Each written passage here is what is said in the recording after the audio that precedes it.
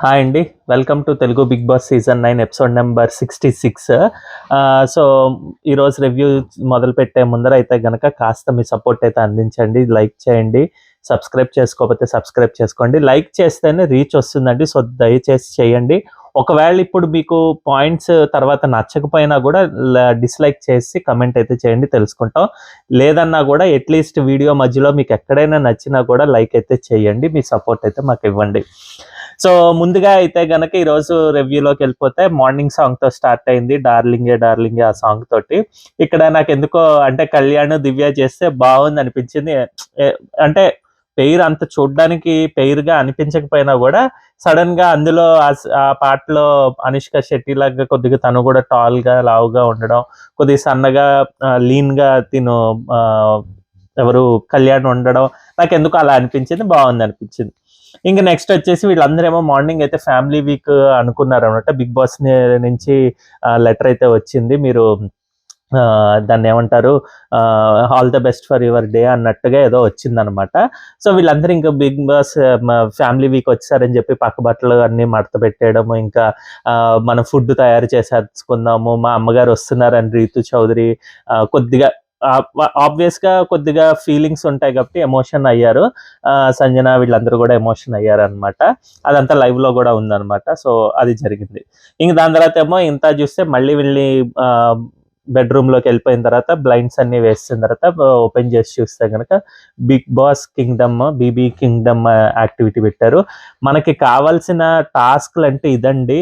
Obvious గా అంటే fun కి ఫన్, టాస్క్ కి టాస్క్. ఎందుకంటే మళ్ళీ చూసారంటే కనుక contestants or male contestants and female contestants కి సంబంధించినట్టుగా టాస్క్స్ పెట్టడం కూడా కరెక్ట్ వేలో అది బాగుంటుంది అనమాట. అప్పుడు అట్లీస్ట్ మనకు ఒక జోష్ వస్తుంది. ఓకే వీళ్ళిద్దరూ ఈక్వల్ గా ఉంటారు, వీళ్ళు పెట్టిన టాస్క్లు ఇవన్నీ నచ్చుతాయి అనమాట. At the same time fun ఉండాలి. లేకపోతే ఎంతసేపు కొట్టుకుని వాళ్ళు ఎంతసేపు మొహాలందరూ ఇలా మార్చుకుని ఏడుస్తూ ఉంటే కనుక అది చూడలేము. సో రెండు బ్యాలెన్స్డ్గా ఉండే ఆటలు పెడుతూ బీబీ కింగ్డమ్ చేయడం వీళ్ళు కూడా చాలా బాగా చేశారండి.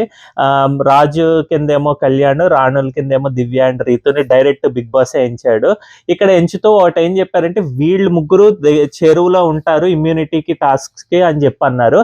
నాకు కొద్దిగా ఎందుకు అది ఏంటి అంటే ఫేవరెటిజమా ఏమన్నా అన్నట్టుగా అనిపించినా కూడా, బట్ బిగ్ బాస్ అన్నీ కూడా తనకి అంటే టీఆర్పీ అని కాదు, షోకి కంటెంట్ కింద ఏది బాగుంటుందో అన్నదే డిసైడ్ చేస్తారు. సో ఆబ్వియస్ గా వాళ్ళ ముగ్గురిని పెట్టడం బాగుంది అనిపించింది.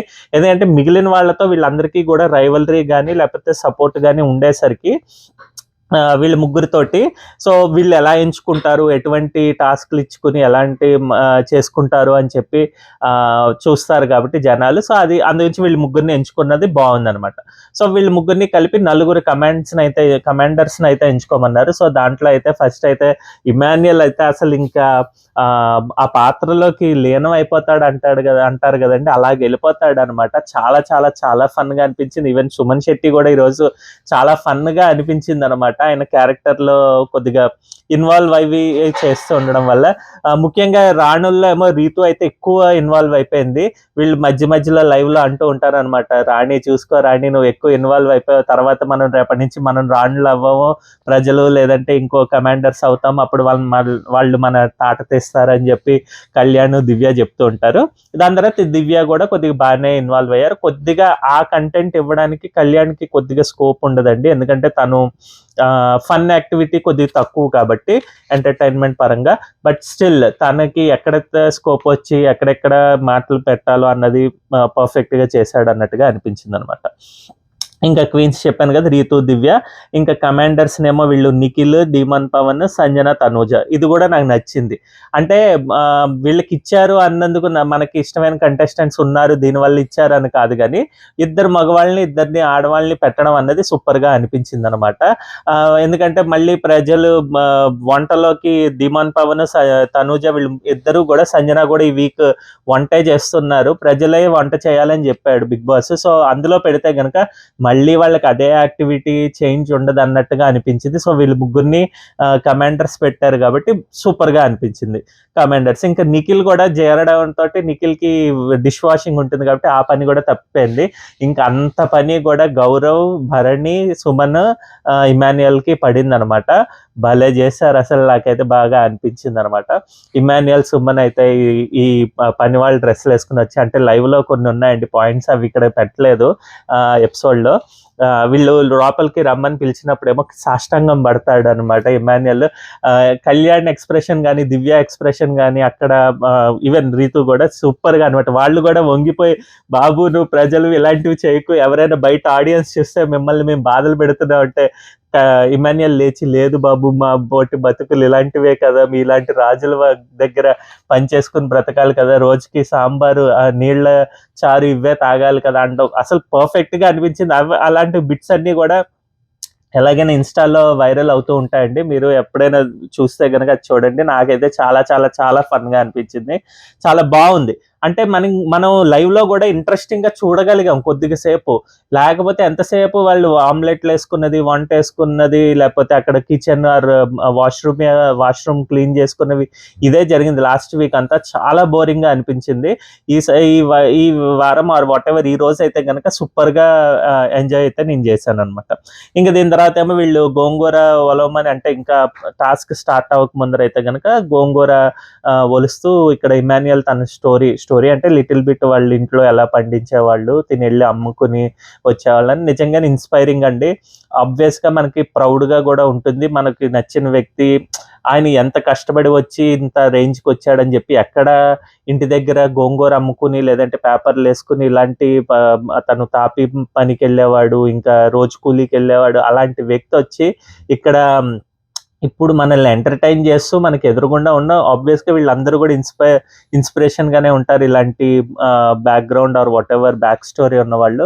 నాకైతే భలే నచ్చింది. ఈవెన్ ఎవరు భరణి కూడా అదే అంటారనమాట, నీ మీద సింపతి యాంగిల్లో నేను చూడట్లేదు కానీ చాలా ప్రౌడ్గా ఉంది నువ్వు ఇంత ఎదురుగుండా వచ్చి ఇలా కూర్చుని మాకు ఇలా చేస్తూ ఉంటే అని చెప్పడం.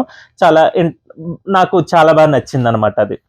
అంటే ఇలాంటివి చూసినప్పుడే అబ్బా బిగ్ బాస్ లో కూడా కొంతమంది ఇలా జెన్యున్ గా వాళ్ళ యొక్క స్టోరీస్ వింటేనే మనకు కూడా కొద్దిగా ఇన్స్పిరేషన్ వస్తూ ఉంటుంది అనమాట.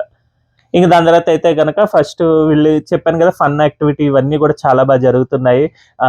ఈ సుమన్కి ఏమో ఏదో ఊపిరి ఆడలేదు అన్నట్టుగా పడిపోతే, ఇది నోట్లో నోరు పెట్టి ఊదాలమ్మా అని చెప్పి అనడం, దాన్ని వెళ్ళి డైనింగ్ టేబుల్ మీద పడుకోబెట్టి ఊపిరి అందించాలని చెప్పడం, సంజన ఏమో గుద్ది ఇగో ఏమో గుద్దిరికే నేను చచ్చిపోతాను అనడం, ఇవన్నీ బాగా అనిపించాయి అనమాట. ఇన్వాల్వ్ అయ్యారు చాలా మంది మటుక్కి, అందరూ కూడా.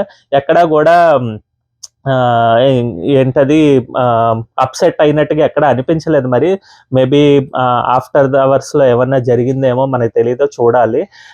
బట్ ఇక్కడైతే కనుక తిని కూడా హెడ్ మసాజ్ చేసుకొని, ఇది కొద్దిగా హెడ్ మసాజ్ ఎందుకు అనుకుంటే భరణి ఏమైనా ఫీల్ అవుతాడా అని అనుకున్నా కానీ ఆ సీన్లో అయితే ఏం ఫీల్ అయినట్టుగా ఏం అనిపించలేదు. జస్ట్ ఫన్గానే వచ్చాడు, జోవియల్గానే తీసుకుని హెడ్ మసాజ్ చేయడం, ఆ రెండు చేతుల మధ్య నుంచి సుమన్ షెట్ని నుంచోబెట్టడం, తనేమో కళ్ళల్లో కళ్ళు పెట్టి చూస్తూ అట్లా ఇది హెడ్ మసాజ్ చేయడం అన్నప్పుడు భరణి చెప్పిన రీజన్, అమ్మ ఇంకో పనిష్మెంట్ ఏమైనా ఉంటే ఇవ్వు, అంతేగాని ఇదే పెద్ద పనిష్మెంట్, ఈయన కళ్ళల్లో కళ్ళు పెట్టి చూడడం ఇది అనడం అసలు సూపర్గా అనిపించింది అనమాట. ఫన్ అది చెప్తే కన్నా కూడా ఇంకా చూస్తే ఇంకా ఇంట్రెస్టింగ్గా ఫన్గా అనిపిస్తుంది. దాని తర్వాత అయితే ఫస్ట్ టాస్క్ అంటే వీళ్ళకి ఇచ్చిన ఇమ్యూనిటీ టాస్క్లు ఏంటంటే సమయానుసారం టాస్క్లు అన్ని పెట్టి ఈ కమాండర్స్ని వీళ్ళల్లో నుంచి ఎవరికైనా ఓడిపోతే కనుక వాళ్ళేమో ప్రజలతో పోటీ పడాలి. సో ప్రజలు గెలిస్తే కనుక ప్రజలు కమాండర్ అవుతారు, వీళ్ళేమో కమాండర్ కింద ఉన్న వాళ్ళేమో ప్రజలు అయిపోతారు అనమాట. అంటే ఎక్స్చేంజ్ అవుతూ ఉంటాయి అందరు క్యారెక్టర్స్. సో దట్ ఏంటంటే ఎవరైతే ఇమ్యూనిటీకి చేరువవుతారా అన్నది చూస్తారనమాట. కానీ ఒకటి నాకు కన్ఫ్యూషన్గా అనిపించిందండి. At the end of the week లేకపోతే ఎండ్ ఆఫ్ దిస్ టాస్క్ లో ఒకళ్ళకి ఇమ్యూనిటీ వస్తుంది అన్నారు, వాళ్ళే కెప్టెన్ అవుతారు అని చెప్పి బిగ్ బాస్ అనౌన్స్ చేశాడు. అది అంటే నాకు అర్థం కాలేదు. అంటే ఇమ్యూనిటీ వచ్చింది, ఈ వీక్ సేవ్ అయిపోతాడని, ప్లస్ కెప్టెన్ అయితే కెప్టెన్ నుంచి కూడా నెక్స్ట్ వీక్స్ ఇమ్యూనిటీ వచ్చేస్తుందని కదా. సో అలాగా, లేకపోతే ఈ వీక్ ఎలాగైనా కూడా నామినేషన్స్ లో ఉన్నారు, సో మీరు you won't be get out of this race అన్నట్టుగా చెప్తాడా ఏమో, నాకైతే అది అర్థం కాలేదు ఆ ఒక్క పాయింట్. మళ్ళీ ఏ విధంగా బిగ్ బాస్ అనౌన్స్ చేస్తాడా అన్నది చూడాలి. ప్రస్తుతానికి అయితే కనుక ఎవరికైతే ఇమ్యూనిటీ వీక్ వచ్చిందో వాళ్ళే కెప్టెన్సీ కూడా అయిపోతారు అని చెప్పేశారు. సో నెక్స్ట్ వీక్ కూడా 2 సార్లు ఇమ్యూనిటీ వస్తుందేమో అన్నది నాకు డౌట్ గా ఉంది. సో ఫస్ట్ టాస్క్ ఏంటంటే win it or risk it అని చెప్పి 4 కమాండర్స్ కి 4 బ్యాగ్స్ ఇచ్చి బ్యాగ్స్ ఇచ్చి ఆ బ్యాగ్స్ లో బాల్స్ వేయాలన్నమాట. మనం బ్యాగ్స్ ని పట్టుకునే ఉండాలి. వీళ్ళు వెనకాల నుంచి మనకి హోల్ ఉన్న బ్యాగ్ కి ఉన్న హోల్లో వీళ్ళు వేస్తారనమాట బాల్స్. ఎవరిదైతే లీస్ట్ అంటే ఆ రౌండ్ లో రౌండ్ 1, రౌండ్ 2, రౌండ్ 3 ఉంటాయి, అలా ఎలిమినేట్ చేసుకుంటూ వెళ్తారు. ఎలిమినేట్ కాదు, వాళ్ళని సేవ్ చేస్తారు ఎవరివైతే తక్కువ బాల్స్ ఉంటే గనక. సో ఫస్ట్ అయితే ఇక్కడ క్లియర్ కట్ గా కన్ఫ్యూజన్ జరిగిందండి. అంటే ఇది తొందరపాటు అనుకోండి, లేదంటే నెగ్లిజెన్సీ ఆర్ సపోర్ట్, ఖచ్చితంగా ఇక్కడ రీతు చౌదరి చేసింది. ఎలా చేసిందని చెప్తున్నాం అంటే, ఫస్ట్ క్లియర్ గా మనం చూస్తే కనుక ఫస్ట్ 2 కాళ్ళు బయటని పెట్టి నిఖిల్ అయితే బయటకు వెళ్తాడు. టాస్క్ వాళ్ళు ఒక బ్లూ లైన్ ఇచ్చి, బ్లూ బాక్స్ ఇచ్చి అందులోనే ఉండాలి అన్నట్టుగా బిగ్ బాస్ పెట్టారు. సో ఆబ్వియస్ గా అందులో నుంచి బయటకు వెళ్తే వీళ్ళు అవుట్ అని ఫస్ట్ రౌండ్ లో పెట్టుకున్నారు రీతు చెప్పిన దాని ప్రకారం. సో ఫస్ట్ అయితే నిఖిల్ అక్కడ ఒకసారి వెళ్తాడు. తర్వాత తనూజ వచ్చేసి ఇలాగా బాల్ వేసి బాల్ వేద్దామని చెప్పి మీదకి వెళ్తూ ఉంటే డీమన్ పవన్ బయటకు వెళ్తాడు. అది కానీ ఎలా చెప్తారంటే తనూజ నెట్టింది అన్నట్టుగా చెప్తారు. నాకైతే ఇక్కడైతే నెట్టినట్టుగా ఏం అనిపించలేదండి.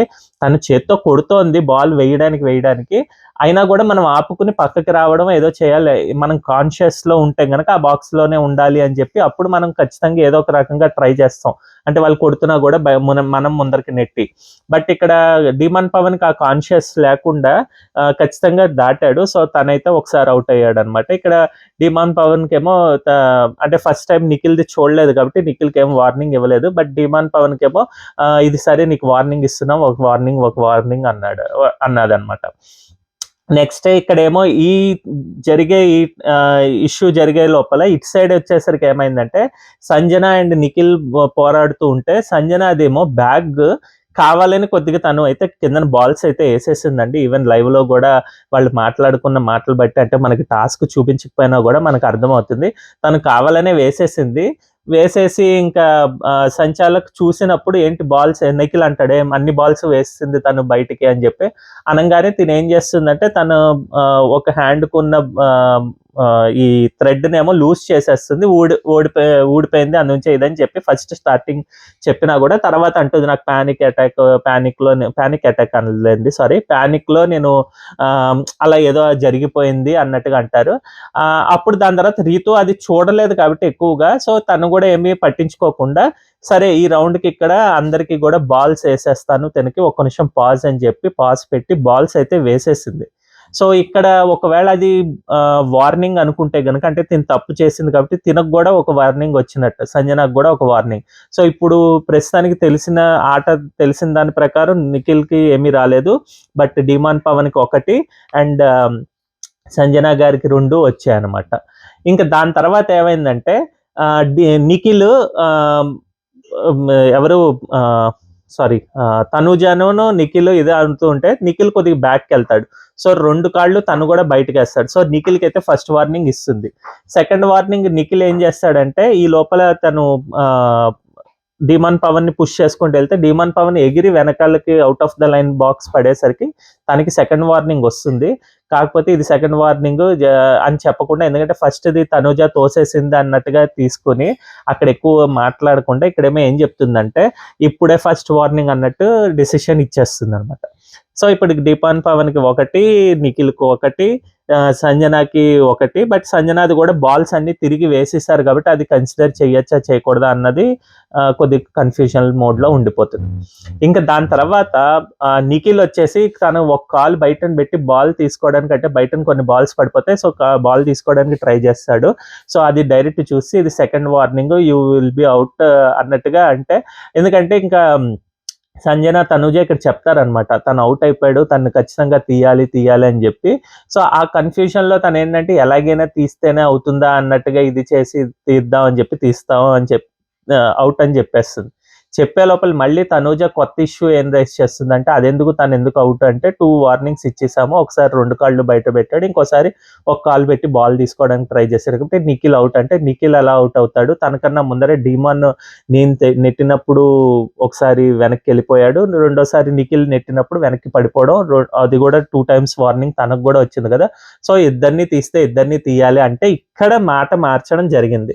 ఇక్కడ వెంటనే ఇంక రీతుకి అమ్మో ఇద్దరు వెళ్ళిపోతారు, డిమాండ్ అంటే అది సపోర్టో ఏదైనా అవనివ్వండి, నేను అది ఆమెకి ఇంట్రెస్ట్ వల్ల దీనివల్ల ఇది చేయడం గురించి కాదు కానీ, బట్ వాళ్ళకి గేమ్ వల్ల ఎదుటి వాళ్ళకి అన్యాయం జరుగుతుంది కాబట్టి ఖచ్చితంగా తిని మాట మార్చింది. సో ఖచ్చితంగా ఇక్కడ రాంగ్ సంచాలకు అయితే అయ్యింది అన్నట్టుగా అనిపించింది.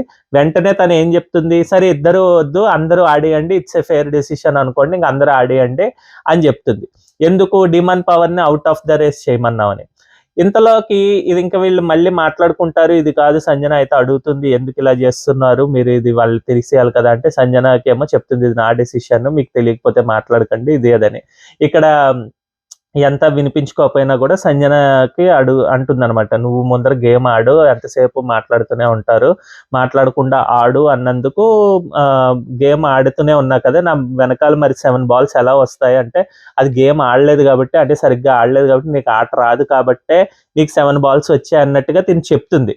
చెప్పినసరికి తిను ట్రిగ్గర్ అయిపోతుంది సంజన. ట్రిగ్గర్ అయ్యి తను కూడా ఏమంటుంది, నువ్వు నా గేమ్ గురించి నా స్ట్రాటజీ గురించి ఎందుకు చెప్తున్నావు, ఆఫ్టర్ ఆల్ యూఆర్ సంచాలక్, నువ్వు ఎలా చెప్తావు అన్నట్టుగా.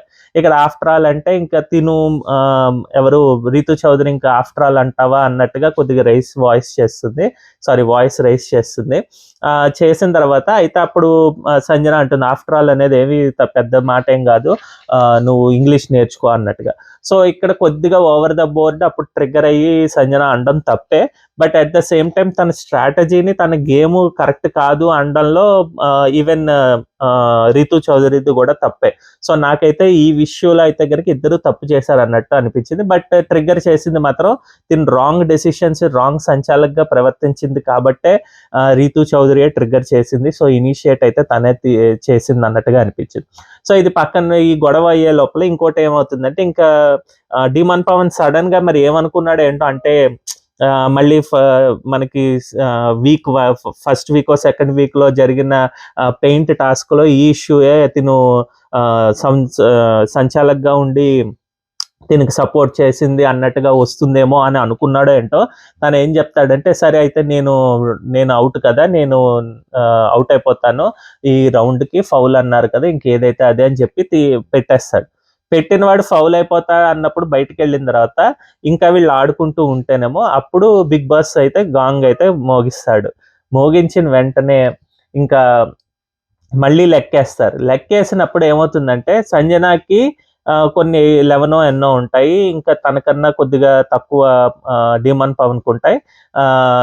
ఎవరు మన నిఖిల్కి ఏమో 2 balls ఉంటాయి, తనూజకి అయితే 3 balls ఉంటాయి. ఇప్పుడు లెక్క పెట్టినప్పుడు మామూలుగా లెక్క పెట్టేసి వెంటనే నిఖిల్ యు ఆర్ సేఫ్, అదే ఈ రౌండ్కి నువ్వే గెలిచినట్టు అని చెప్పేసిన తర్వాత అప్పుడు మళ్ళీ తనూజకి అప్పుడు డౌట్ వస్తుంది, ఆహో ఇందాక తను నిఖిల్కి సపోర్ట్ చేసింది తప్పు అన్నట్టుగా. సో ఇక్కడ సంజన కూడా ఇదే వాదిస్తూ ఉంటారు అనమాట, వాళ్ళిద్దరు అవుట్ అయిపోయారు కదా, వాళ్ళిద్దరికి ఎలా ఇస్తావు ఛాన్స్, ఎలా ఇస్తావు అని చెప్పి. అప్పుడు మళ్ళీ రియలైజ్ అయ్యి రీతు చౌదరి, సరే తనూజ ఇస్తా విన్నరు, ఎందుకంటే యు ఆర్ అవుట్ అని చెప్పి ఇందాకే చెప్పేశాను కదా, నీకు ఇప్పుడు మళ్ళీ ఇవ్వలేనని చెప్పి ఇంత కన్ఫ్యూజన్ క్రియేట్ అయితే చేసిందనమాట. ఈ నిర్ణయం తీసుకునే ముందర ఫస్టే తను అనలైజ్ చేసుకొని చెప్పుంటే బాగుండేది. ఆబ్వియస్ గా తనకి ఇష్టమైన వాళ్ళకి కొద్దిగా ఫేవర్ చేద్దామని ట్రై చేస్తుంది కాబట్టే అలాంటి తప్పులు అయితే జరుగుతాయి అనమాట. సో అది చేయకుండా క్లియర్ గా చెప్పుంటే కనుక ఇంత కన్ఫ్యూజన్ అయితే వచ్చి ఉండేది కాదు. నెక్స్ట్ రౌండ్ లో కూడా కొద్దిగా అటు ఇటుగా చేస్తూ ఉంటుంది, బట్ స్టిల్ నెక్స్ట్ రౌండ్ లో ఇంత ఇష్యూస్ అయితే జరగలేదు, ఎందుకంటే డైరెక్ట్ గా ఎక్కువ బాల్స్ వీళ్ళు వేసుకున్నారు. సో సెకండ్ రౌండ్ కి అయితే డిమాన్ పవన్ అండ్ నిఖిల్ అండ్ సంజన అయితే ఆడతారు. ఇక్కడ కొద్దిగా సంజన ఆబ్వియస్ గా ఇంకా తను స్ట్రెంత్ తక్కువ కాబట్టి వీళ్ళతో పోలిస్తే ఎంతో ట్రై చేశారు కానీ అవ్వలేదు. సో ఈ రౌండ్ లో అయితే డిమాన్ పవన్ అయితే సేఫ్ అయిపోతాడు. ఇంకా నిఖిల్ అండ్ సంజన ఆడేటప్పుడైతే గనక ఇంకా సంజన ఖచ్చితంగా తనేమో 23 బాల్స్ ఉంటాయి. నిఖిల్‌కి ఏమో 8 బాల్స్ ఉంటాయన్నమాట. అంటే 8 టైమ్స్ తిను బాల్స్ వేయగలిగింది సంజన.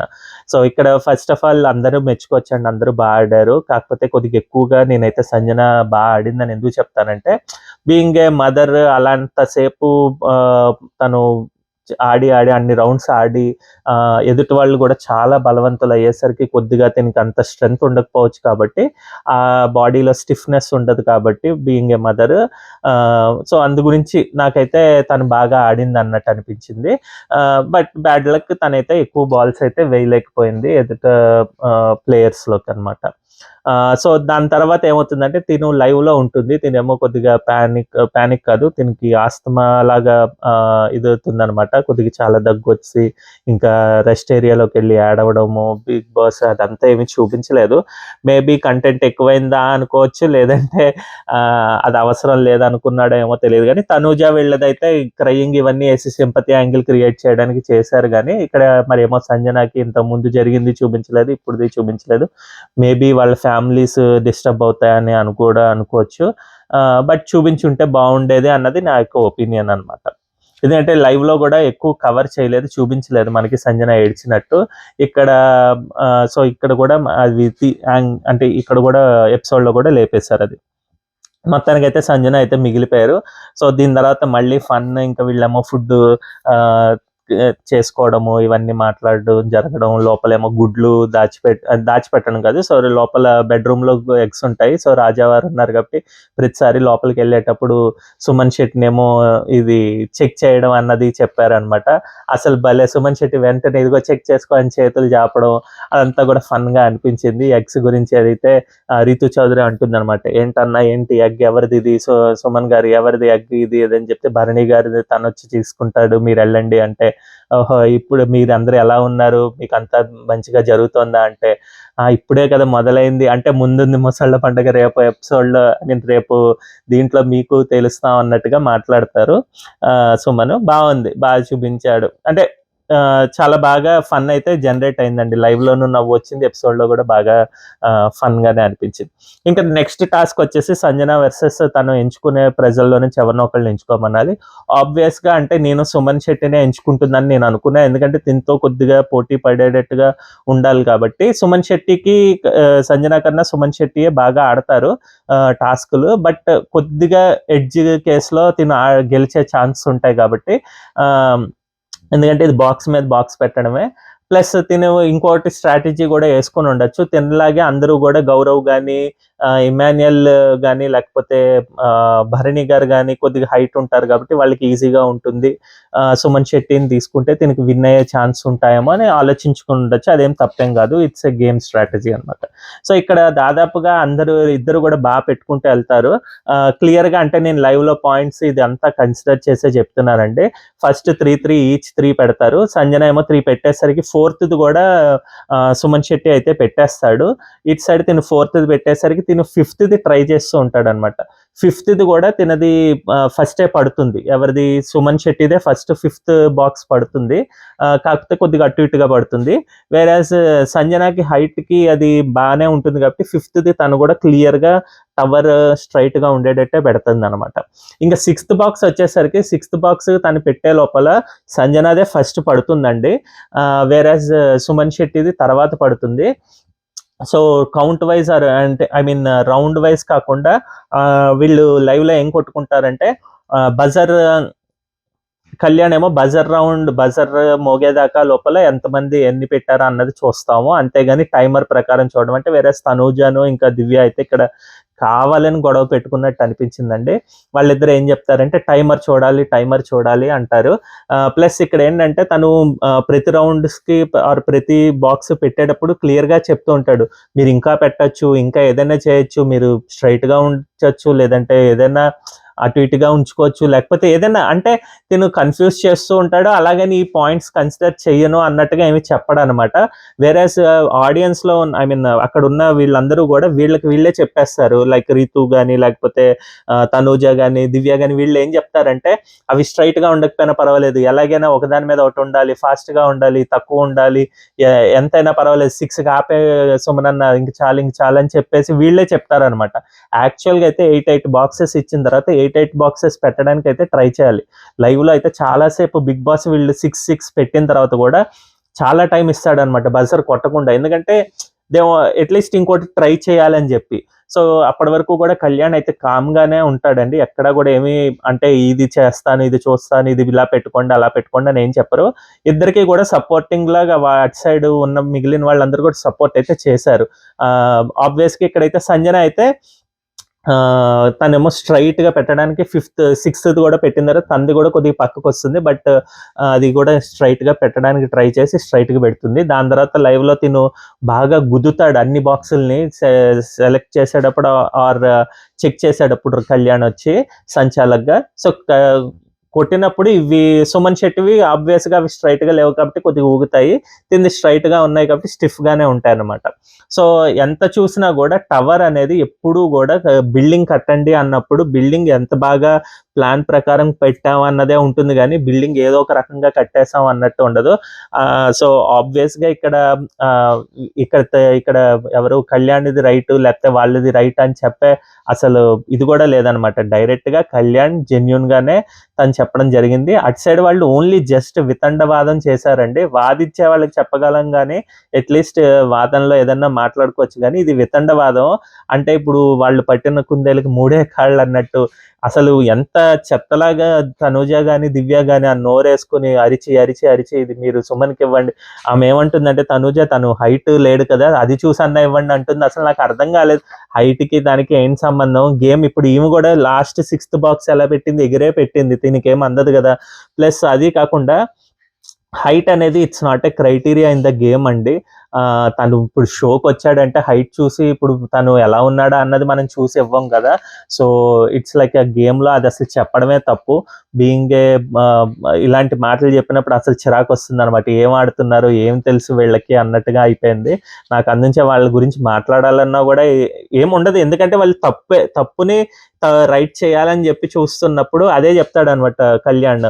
అసలు రాంగ్ గేమ్ ని రైట్ చేయాలని అనుకున్న వాళ్ళతో ఏం చెప్తాను, ఎంతకీ వినిపించుకోవట్లేదంటే లేదు నువ్వు ఫెయిల్ సంచాలక్ అంటూ ఉంటే ఇక్కడ చాలా కంపోజ్ గానే అంటే ట్రిగ్గర్ అయ్యాడు Kalyan. But at the same time తను చెప్పిన మాటలు కానీ లేకపోతే పెట్టిన పాయింట్స్ కానీ వాళ్ళకి అన్ని క్లియర్ గా కంపోజ్ గానే అనిపించాయి, ఎక్కడా కూడా ఓవర్ ద బోర్డ్ అయినట్టు ఏం లేదు. లాస్ట్ కి ఇంకా డెసిషన్ అంతా అయిపోతుంది, బిగ్ బాస్ కి చెప్పేస్తారు సంజన విన్నర్ అని చెప్పి. వెళ్ళి సుమన్ శెట్టి దగ్గరికి కూడా వెళ్ళి కళ్యాణ్ అన్న ఇది ఆటను చూస్తారు జనాలు, ఎలా ఆడామన్నదే చూస్తారు, పెట్టిన విధానం చూస్తారు, నువ్వేం కంగారు పడకు, నువ్వు బాగానే ఆడావు. అసలు సుమన్ శెట్టికి అవసరం లేదండి, చెప్పాను కదా, సుమన్ శెట్టి కాలెత్తినా చెయ్యెత్తినా నవ్వినా ఎలాగైనా ఓట్స్ పడతాయి, ఓటింగ్ తో సంబంధం లేదు. బట్ గేమ్ పరంగా అయితే అది చెప్పొచ్చి కళ్యాణ్ ఏమో అన్ని బాక్సుల్ని గుద్దాడు. అది ఒక్కటే కొద్దిగా చేయకుండా ఉండాల్సింది, ఎందుకంటే ఏదో సింపతి యాంగిల్లో లేదంటే ఏదైనా ఒక కార్నర్ యాంగిల్ తేవడానికి వీకెండ్ లో నాగార్జున గారు ఇదే హైలైట్ చేస్తారనమాట. ఎన్ని సీజన్స్ లో ఇలాంటివి చూడలేదు. సో నాకైతే అది ఒకటి ఎందుకు కొట్టాడో అనిపించింది.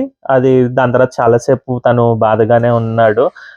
ఎందుకు బాధ అంటే ఆబ్వియస్ గా తనూజ అన్న మాటలకే తనూజ అన్నది కాబట్టి, వేరే వాళ్ళు అనుంటే ఏం అంత లైట్ తీసుకునేవాడు. ఇక్కడ తనూజ అన్నది ఫెయిల్ సంచాలక్ అనేసరికి కొద్దిగా తనకి అది అంటే అవతల వ్యక్తిని మీద తనకి ఇంట్రెస్ట్ ఉంది కాబట్టి ఆ యాంగిల్లో తనకి కొద్దిగా బాధ ఎక్కువ వేసింది అనమాట.